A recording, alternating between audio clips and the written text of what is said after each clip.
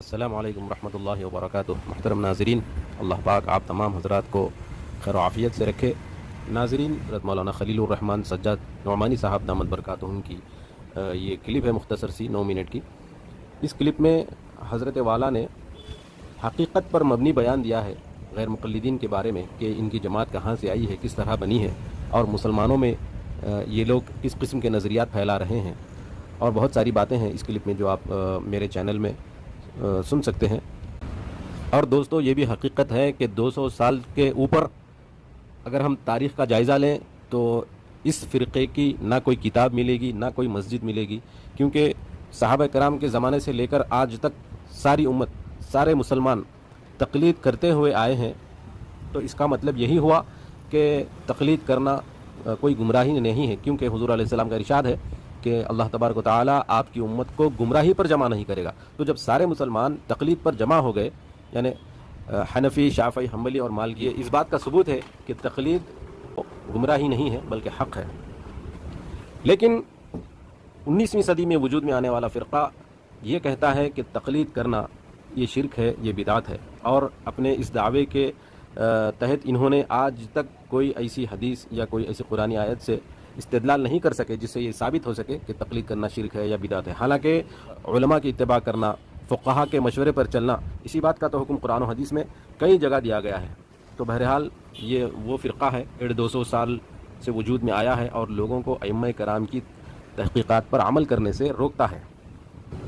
اور دوستو، جب یہ نے اسے اپلوڈ کیا، پھر میرے بعد دوسرے لوگوں نے بھی اسے اپلوڈ کیا، تو الیاس شرف الدین صاحب جیسے لوگوں کو پریشانی لاحق ہو چکی ہے۔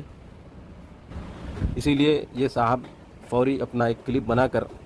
سوشل میڈیا پر یہ شیئر کر رہے ہیں کہ ہمارے بارے میں ایسا ایسا کہا جا رہا ہے۔ معلوم ہونا چاہیے کہ سجاد نعمانی صاحب ایسی باوقار اور بااعتماد شخصیت ہیں، اور آپ کو ماننے والے بر صغیر میں لاکھوں نہیں کروڑوں کی تعداد میں ہیں۔ 2 دن قبل دوستو میں ایک واٹس ایپ گروپ پر ایک غیر مقلد سے بات کر رہا تھا، تو وہ کہہ رہا تھا کہ تقلید جو ہے یہ شرک ہے، بدعت ہے، اور حضور علیہ السلام کے زمانے میں نہ تو کوئی حنفی تھے نہ تو کوئی شافعی تھے۔ تو میں نے انہی سے سوال کیا، تو کیا حضور علیہ السلام کے زمانے میں بخاری شریف تھی، مسلم شریف تھی؟ وہ بھی تو نہیں تھی۔ تو اگر آپ کا یہ پیمانہ ہے کہ جو بات حضور کے زمانے میں ہوگی وہ آپ لیں گے اور جو حضور کے زمانے میں نہیں ہوگی وہ نہیں لیں گے، تو اس طرح تو احادیث کی کتابوں کے وجود میں آنا بھی نعوذ باللہ بدعت ہو گیا۔ تو بہرحال میں آپ کو اپنا وہ مضمون پڑھ کر سناتا ہوں جو میں نے آج ہی ٹیلی گرام پر اپلوڈ کیا ہے۔ نام نہاد اہل حدیث 150 سال سے وجود میں آئے ہیں۔ 150 سال قبل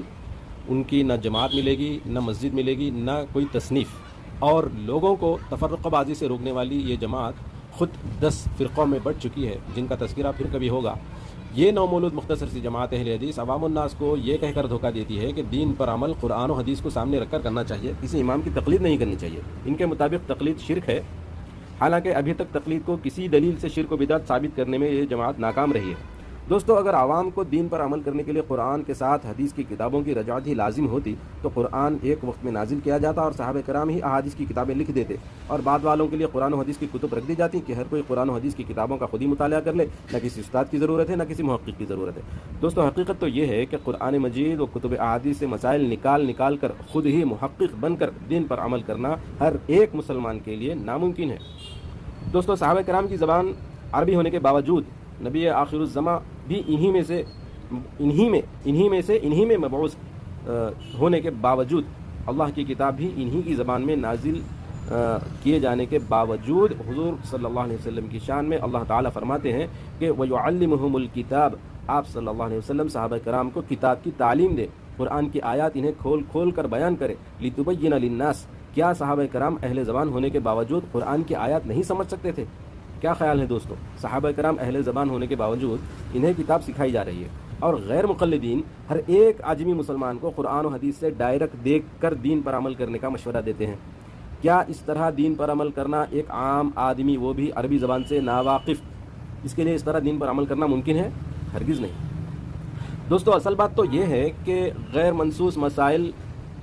نہ کہ حرام و حلال کے مسائل،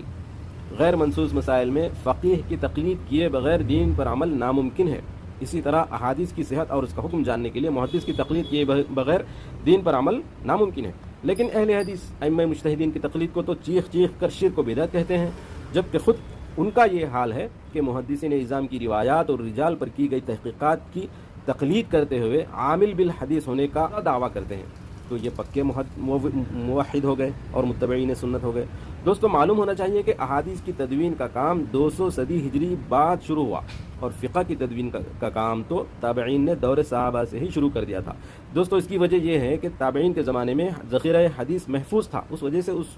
زمانے میں تدوین حدیث کا کام نہیں شروع ہوا۔